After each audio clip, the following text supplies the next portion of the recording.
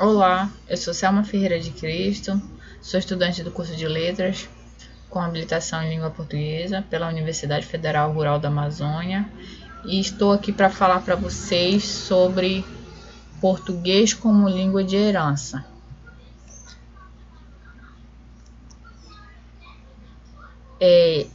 O português como língua de herança é uma proposta curricular do Ministério das Relações Exteriores. E esse presente trabalho tem como finalidade de reestruturação curricular pelo Ministério das Relações Exteriores e do material fornecido para o ensino do português no exterior. Ou seja, o português ele é oferecido em outros países. O Ministério das Relações Exteriores apresenta no formato de proposta e contribuição o Guia Curricular para o Ensino de Português como Língua de Herança, a ser utilizado por sua rede em outros países, bem como outras instituições e outros agentes que assim desejarem. Ou seja, o português ele é ensinado em outros países, ele é ensinado além dos países que falam a língua portuguesa, ele é ensinado. Então, essa língua é por que ela língua de herança? Pois muitos imigrantes ainda falam português e querem repassar isso para seus filhos e netos. Então, mas para isso eles precisam seguir um processo de ensino e aprendizagem. Eles devem ter instituições formais e informais. Qual o público? O primeiro volume de séries inclui a formulação de cursos português como língua estrangeira para países de língua oficial espanhola, ou seja, os países espanhóis que falam espanhol e que querem ter o português como segunda língua. Português como língua intercultural para países de língua oficial portuguesa, os países que já falam português, mas que querem ter uma cultura, uma interculturalidade. Literatura para o ensino de português. Os países que já falam português, os lugares que ensinam português, qual a literatura que deve ser ensinada, português para praticantes de capoeira e português língua de herança. Esses são os 5 guias que o Ministério das Relações Exteriores disponibilizou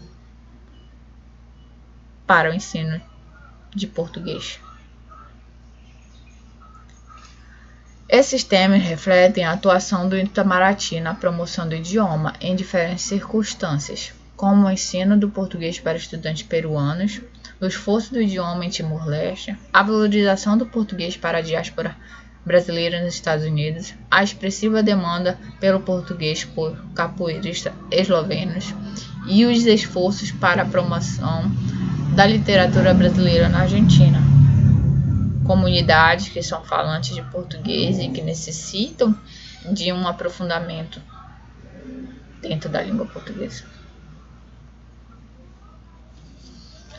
Na construção desse referencial curricular, levou-se em conta o resultado de uma reunião, um encontro com professores e diretores de centros culturais e de um núcleo de estudos brasileiros de países de língua oficial portuguesa.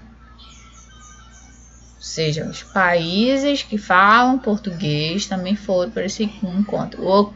Esse encontro ocorreu em Luanda e houve um diálogo com esses profissionais. Como eles iriam possibilitar, quais as análises, qual a estrutura que esses cursos deveriam ter, quais os procedimentos e suas respectivas unidades. Como se daria essas unidades? Elas deveriam seguir o quê? Aí o guia tem como base outros documentos também.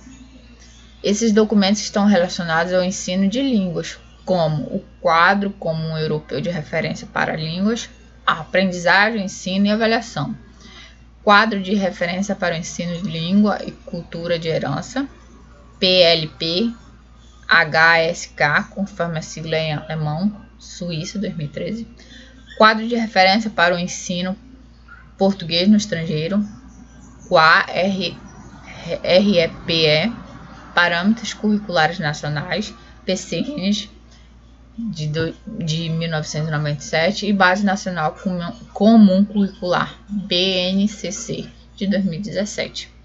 Esse guia ele está todo amparado, ele está todo dentro desses documentos que serve como auxiliador dentro desse guia, para esse guia. Quais as habilidades trabalhadas? Como esses cursos devem trabalhar? Aí o material diz que ele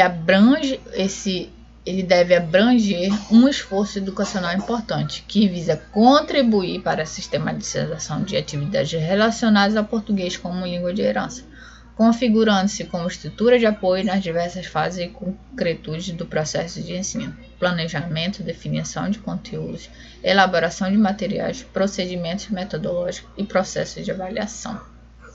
Então, esse material ele diz que esses cursos eles devem oferecer tudo isso. Eles devem ter um planejamento, uma definição de conteúdos, não deve se abordar qualquer coisa, não se deve colocar nada que fuja desses conteúdos. A organização da proposta. Como é que pode ser proposto? Aí o documento diz que encontra-se a concepção de língua como prática social e como elemento de identidade cultural, aspectos que visam proporcionar aos falantes de herança o desenvolvimento de competências para agirem socialmente e por meio da língua eles se reconhecerem como membros das suas comunidades de fala. Assim, essas propostas elas devem propor isso. Esse currículo, esse guia, ele vem dizer que esses cursos devem oferecer esse desenvolvimento, que o aluno deve se reconhecer, que ele deve estar socialmente reconhecido no seu lugar. E quais os níveis? Esses níveis eles seguem o do quadro comum europeu como base. E o quadro comum europeu nos dá 3 níveis. O A, usuário elementar, o B, usuário intermediário e C, usuário avançado. E dentro desses níveis estão os subníveis. Os subníveis estão divididos. Cada nível tem 2 subníveis.